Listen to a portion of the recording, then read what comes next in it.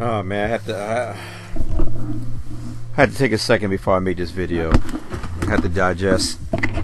That was a very heartful loss. Wishes and a speedy recovery for Lonzo Ball. All I'm gonna say is this: once Lonzo Ball went out, it was kind of like you had the feeling that it was kind of over. Because like I said before, and I'll say it over and over again, and I know these are my favorite phrases I love saying. The first quarter, I don't know what kind of defense they were calling.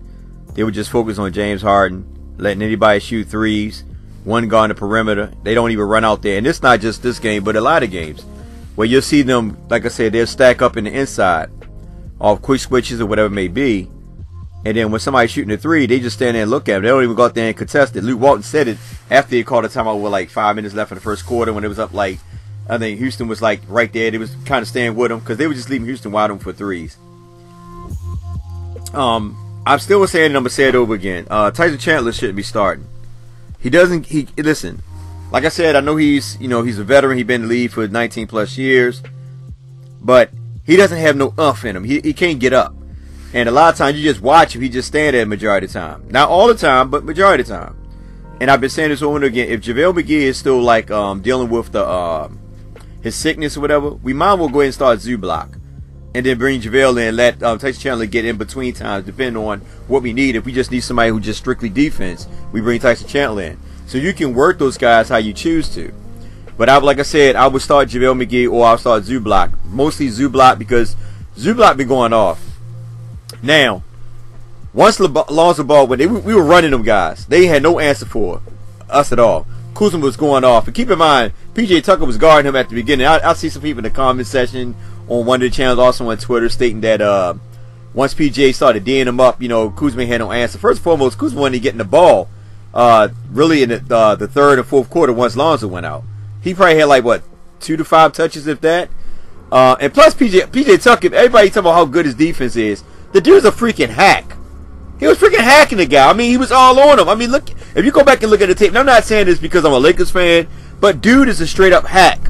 He was hacking the heck out of Kuzma. But you're dealing with these refs who are not, they're not going to call certain fouls. Now, even with that being said, this is my problem with, first and foremost, not Luke Walton, because Luke Walton got ejected out of the game, and I wish that he didn't, because in reality, he shouldn't have got ejected. He kind of stated what he said, the last statement after. He said the first technical he deserved. But the second one, he just basically said something very simple, and they ejected him. These refs, man, I don't know, they on an emotional tear. And this is the main reason why I can't really get into any sports like I used to. And that's the reason why I tell you guys, when I used to watch basketball back in the 80s, 90s, it was nowhere like this. I mean, yeah, you probably had some cheating going on or whatever, but it was not like this. I mean, these ref, man, are like emotional, man. Like they on a rag or something, dude. Seriously. Like they just call stuff and it's just garbage. But anyway, Lakers to me, based on the fact Lonzo Ball went out, I got to take my hats off to him, man. They still play good. The only problem I had with them is that I knew that once Lonzo Ball went out, ISO ball was in much effect. And that's what happened. It was, Lance Stevenson went off. But keep this in mind. They all became ISO. They started all shooting hero ball. They, once a guy make like 3 or 4 shots, it was like, what? It's all about me. And like I said, I like Lance Stevenson, but at the end of the day, you got to look at his gameplay. The ball slows down when he's on the floor. All that dancing and all that stuff is not called for. Just get in there, do what you got to do, pass the ball around, get some good ball movement going on, and take advantage of the mismatch. My biggest problem, I'm going to say this.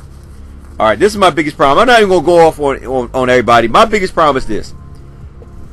Freaking Harden was playing Zubac on a lot of those mixed matches.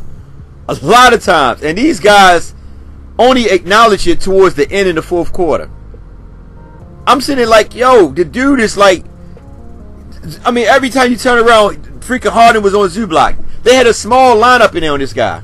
And they did not acknowledge, they did not throw the ball down, they didn't run any pick and rolls. It was just like basic playground basketball. That's all it was. It really was no play calling. You know what I mean? Guys go on the perimeter. They create their own shots. When nothing going down to Zubac. And I was saying all on Twitter, like, man, just feed the big dog. The dude can hit free throws. Make them play defense to put him on the line. Y'all see what he was doing when he went and when we went to when we was going to overtime. The guy freaking basically held it on. They went to him at the last minute when he should. When we was up by like I think what 9 or 10 I think. That's when we should have been feeding Zubac. And I said this in my videos, my last couple of videos. I said when we got a comfortable lead, the best person I will put in out of the 3 centers will be Zubac because he can create his own in the paint when they give him the ball at the right position. Now you can tell the difference between Lonzo and all the other players that will run the point. Lonzo will make it so much easier because all the quick passing, it was free up other players to make that play to get Zubac in a better position to either lay it up or dunk it, mostly dunk it. But when they run a half court set and they give it to Zubac out on the top of the key or off at the top or on the side of the paint, the high post, whatever you want to call it, he got to basically back up to play his to get the to make the point or whatever, and he still did pretty good. But my biggest problem is that they just didn't feed him the ball, man. You got a 9-point lead, and that's why I said before that, and I made a video a while back. I said that when the game is on the line, I wouldn't mind having Lance Stevenson in there, and I would tell Lance Stevenson to feed the ball to Zubac. This game right here, they didn't do none of that. We were still up before Lonzo ball went out. We was up by a nice little margin, and we still didn't guard the perimeter. And we allowed this game to slip from us. I mean, straight up, we allowed this game to slip from us. We didn't take advantage. We brought Tyson Chandler in. Tyson Chandler, like I said before, I'm not knocking him. He's a veteran. He didn't put in his work. But at this particular time, I'd have ran with Zubac and JaVale McGee. You got to listen. Like I said, I don't know what's going on. I don't know if it's health or it's Luke Walton. I don't know what it is. But you got to play JaVale McGee. JaVale McGee is much active when it comes around that rim. Much active. And, not to bring him back in, you went with Tyson Chandler. To me, that was a bad move. Because it came down to that, at the end of the day, they had no answer for our big men. And we went away from that. Once Lonzo ball went out, we went strictly away from that. We kind of went to it, like I said, in the fourth quarter towards the end. We went to Zubac, which was cool, but we should have been went to him when we had a comfortable lead and put them guys and putting Zubac on the foul free throw line. He was knocking down his free throws. There was no reason for us to get away from that, shoot all these dumb threes when we don't need them, and just continue to attack the basket.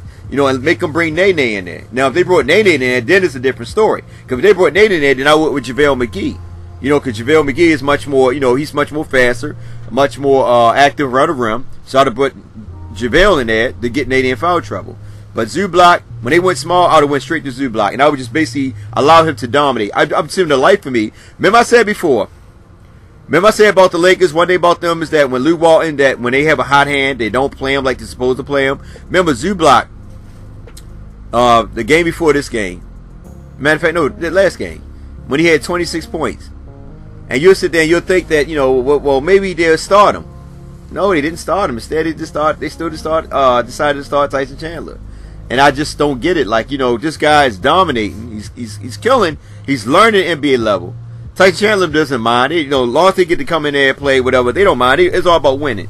So him and JaVale don't really care about the minutes. They just want to win. So I would have went with Zubac. That's just me. Now, my thing is that when they called that, what was it? When we was going, the last couple seconds, when they were taking the ball out of bounds, and Gordon made that. I think it was Gordon that made that 3-pointer that basically tied the game. I don't know what they called, but I would not have Brandon Ingram had his back turned to the guy taking the ball out, because that left Eric Gordon wide open. If anything, I would have had Brandon Ingram just basically in the dude's face, making him, making it a difficult pass, inbound pass. Instead, they pulled him off of him and gave him a better opportunity to get the ball in. Yeah, one thing about it, see, this is the thing about the Houston Rockets. You can't foul them because Eric Gordon and freaking James Harden are the master of getting those in-ones, and also Chris Paul. But Chris Paul is out right now. So, and then once they went overtime, I knew it was over. I knew the refs were going to come in and they were going to just take over, and that's exactly what they did. That's why I did not want to go in overtime, because once you go in overtime, that's James Harden ball. That's James Harden playground right there. And that's basically what happened. I mean, kudos to Brandon Ingram to, trying his best to carry the torch and do what he had to do. I don't know why the hell KCP took that last shot. He said that it was a play that was drawing up for him to take that shot. First and foremost, I'm not going to disagree because I don't know. Because the Lakers are known to shoot threes. Let's keep that in mind. Remember, their whole thing about their motion offense is to shoot threes. So I don't know if Brian Shaw called that play up or not, but he probably did, because remember, KCP is probably our best per shooter on the team. So I didn't mind him taking the shot. I really wish they went down low, because they only needed a bucket. Instead, he took the three with 23 seconds left on the clock, or something like that. I forgot what it was, but he didn't need a three. That's just me. I don't know. Like I said, if he said he drew it up, I don't think he would sit there lying on Brian Shaw. That'd be stupid, especially in an interview. Also, on top of that, like I said, going back to Kuzma. Kuzma barely got the ball and hit. And if y'all go back and look at that game, man, those guys were fouling the crap out of Zubac. They were fouling the crap out of Kuzma. And you cannot say they wasn't, man. Freaking, what you call it, threw his head into, who the freaking, God dang it, who was it? Was it PJ Tucker? I forgot who it was, man. They threw the head into Kuzma. They were like really aggressive on these guys, man, and these refs were not calling anything. And I want to just sit here and say, like, we gotta play through it, because it's hard to play through when you're mentally. See, here's the thing: the Lakers are already mentally checked out when they playing against the ref, because they're not just playing against the Rockets, they're playing against the ref as well. That's why when Josh Hart, when he was on Harden, he took a page out of LeBron James' book when he put his hands behind his back to play Harden, and still got the foul. He had, you know what I'm saying? It was like, man, come on, like you can't just win, man. And first and foremost, I know a lot of people say, well, James Harden, he's nice and all that. I never take nothing away from the guy. He is nice, because at the end of the day, that's his craft. If you can get away with it, then kudos to you. You know what I'm saying? Because I go back and say before, back in the days, each individual star had a certain play, a legal play they would get away with, and the ref won't call it. Like I said, with Patrick Ewing with the, he was always traveling. Jordan with the push off. I can go on and on. You know what I'm saying? So I'm not even going to get into that. Karl Malone with the freaking elbows. Clyde Drexler with the knees. You know what I'm saying? So we can go on and on, man. Everybody had a certain play that they would get away from. Allen Iverson with the crossover. They called it. It basically I think it was a traveling, whatever they call it, double dribble or something like that. So everybody had a certain play they did. Shaq. He was sitting in the paint for Barkley was sitting in the paint forever. You know what I'm saying? So it is what it is. But my main thing is, at the end of the day, is that once they went into overtime, it was basically kind of like over, man. Like I said, Kuzma, I think, only scored 2 points in the second half. No, not in the second half. Sorry, in the fourth quarter. He was at 30 right around the time. I think it was like 26, something like that. So he didn't really do too much afterwards. Brandon Ingram finally picked it up, like I said, in overtime. He did his thing. And that's my thing. Like, Brandon Ingram went, I think it was like 5 for 5 in overtime or something like that. And we went away from him. I personally would have went with Brandon Ingram or Kuzma. They were the main two people I would have finished the game with, or Zubac. Because, they, like I said, Zubac fouled out. So, Brandon or Kuzma are the main two people I would have went with. But instead, we didn't do it. But, it is what it is, man. I just wish we had that game, man, because now we play the Warriors and we ain't got nobody. Lonzo out for like a month, up to 6 weeks. My gosh. Don't know when LeBron will come back. I think LeBron injury is more serious than what he's saying, what his camp is saying. I'm hearing rumors about Carmelo Anthony again. I don't want to speak on that. I'm hoping Rondo will actually, I know Rondo should be coming back soon. We definitely need a veteran point guard. I know Alex Caruso is being called up, but I'm not really fond of Lance Stevenson running point. Not really fond of Brandon Ingram running point neither. Last year, that was cool. We didn't mind, because we like the last 5 games of the season. But this right here, nah. We need a point guard, man. We need somebody, because if Rondo, I think Rondo will come back like a week, if that. So I don't know, man. We just got to stay in the hunt. We got to stay in here. We got to win some of these games. That game with Houston should have been a game. We should never win overtime, man. Should never win overtime. I don't know what they was doing, but I just wish Luke Walton never got ejected. I'm not saying that Luke Walton did any better. I don't know. I said, but at the end of the day, man, shucks. We let them guys come back, man, shoot all the three. And James Harden 8 for 19 behind the 3-point arc. That's like shooting regular field goal. 8 for 19. All you use is that and go inside. Nobody take twos. He's either you go shoot a 3 or you gonna go to the paint.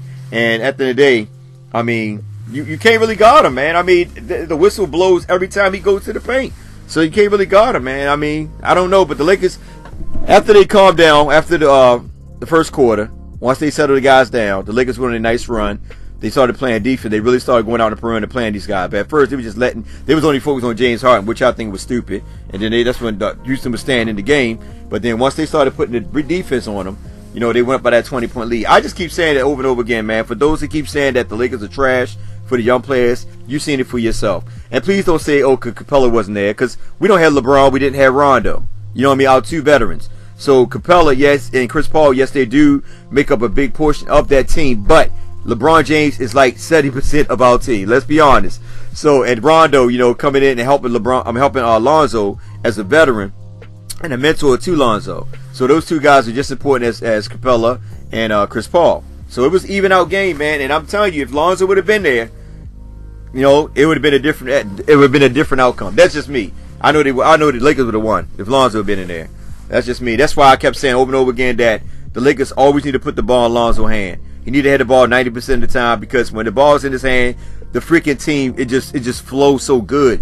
Everybody's touching the ball, people running. Lonzo will find people. And one thing about Lonzo that's different from Brandon Ingram and from Lance Stevenson is, if he know you're hot, he's going to feed you.